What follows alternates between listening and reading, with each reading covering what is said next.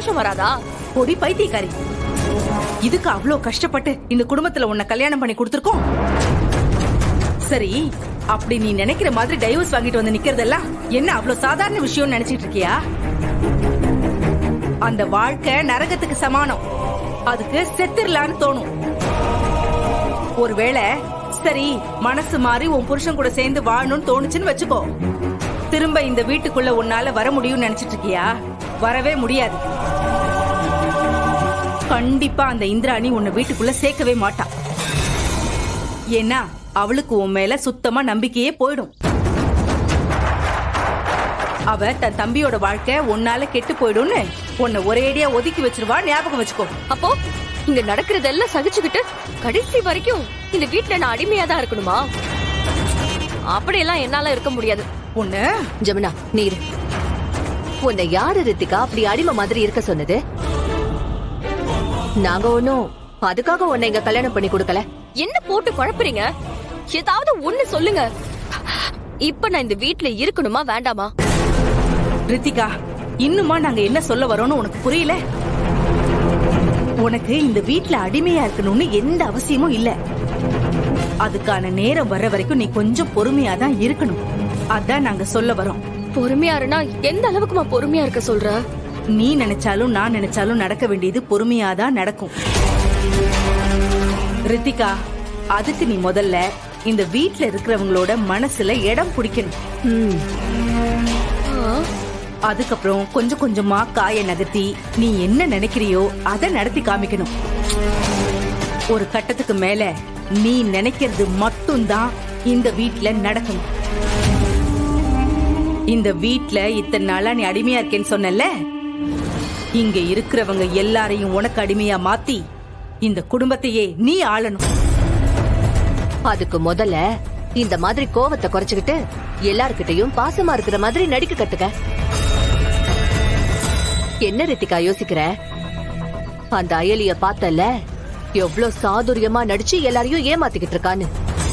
அவளால முடியும் போது உன்னால முடியாதா? இங்க பாரு, இனிமே இப்படி எல்லாம் இருக்க கூடாது. இன்னையில இருந்தே உன் வேலை எல்லாத்தையும் ஆரம்பி. நான் இப்படி எல்லாம் நடந்துகிட்டேன்னா என்ன யாரும் நம்ப மாட்டாங்க. எல்லாருக்கும் சந்தேகம் தான் வரும்.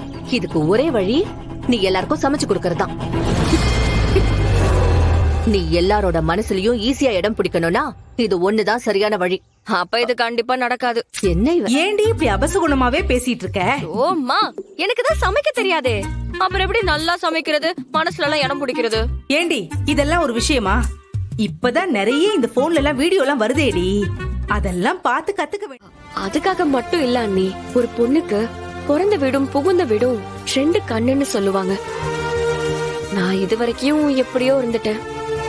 ஆனா இனிமே என் பிறந்த வீடும் புகுந்த வீடும் பெருமைப்படுற மாதிரி நான் நடந்துக்கிறேன்.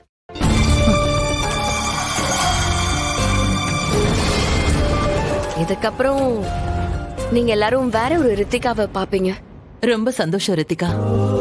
இதத்தான் உங்ககிட்ட இருந்து நாங்க எதிர்பார்த்தோம். கோவப்படுறதால நமக்கு என்னைக்குமே எதுவுமே கிடைக்க போறது இல்ல. எப்படியாவது சிச்சுவேஷனை புரிஞ்சுக்கிட்டு அதுல இருந்து நம்ம மீண்டு வந்துட்டா அது நமக்கு கொடுக்கற தெளிவே வேற. உனக்கு அந்த தெளிவு இப்ப கிடைச்சிருக்கு. ஆக்சுவலா சொல்ல போனா உன் ஸ்டேஜ்ல இருக்கும்போது நான் உன்னை விட ரொம்ப கோபக்காரியா தான் இருந்தேன். ஆனா அதுக்கப்புறம் தான் அதெல்லாம் பெரிய முட்டாள்தனம்னு எனக்கே புரிஞ்சுது. அதுக்காக நான் கோவமே வரக்கூடாதுன்னு சொல்லல. ஆனா அந்த கோவத்துக்கான காரணம் ரொம்ப முக்கியம். நம்ம குடும்பத்து மேல நாம கோவத்தை காட்டுறது நமக்கு நாமளே தண்டனை கொடுத்துக்கிற மாதிரி. நீ இவ்ளோ சீக்கிரம் புரிஞ்சுக்கிட்டு மாறினது எனக்கு மட்டும் இல்ல, இங்க இருக்கிற எங்க எல்லாருக்குமே ரொம்ப சந்தோஷம். ரித்திகா, பாத்தியா, நான் சொன்னேன்ல, எல்லாம் அவ்வளவுதான்டா. நாம மனசார நல்லதா நினைச்சோன்னு வச்சுக்கோயேன், எல்லாருமே நல்லவங்க தான்.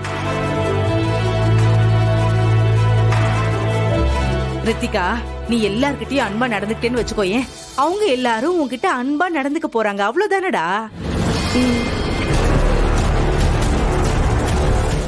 அண்ணி, இன்னைக்கு உங்க எல்லாருக்குமே நான் தான் சமைக்க போறேன்.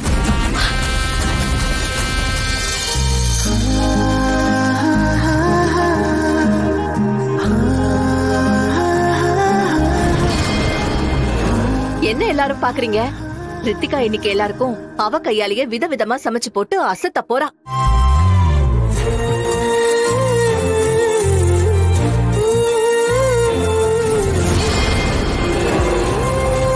அப்படியா? என்னென்ன ஐட்டம் சமைக்க போறீங்க? அது நான் சமைச்சு முடிச்சதுக்கு அப்புறம் நீங்களே பாப்பீங்க. சரி, நீங்க என்ன சமைச்சாலும் பரவாயில்ல, ஆனா எல்லாருக்கும் முதல்ல வெஜிடபிள் சூப் வச்சு கொடுங்க. அப்பதான் நல்லா பசி எடுக்கும். சரி பொன்னி, நான் இப்பவே போய் சமையல ஸ்டார்ட் பண்றேன்.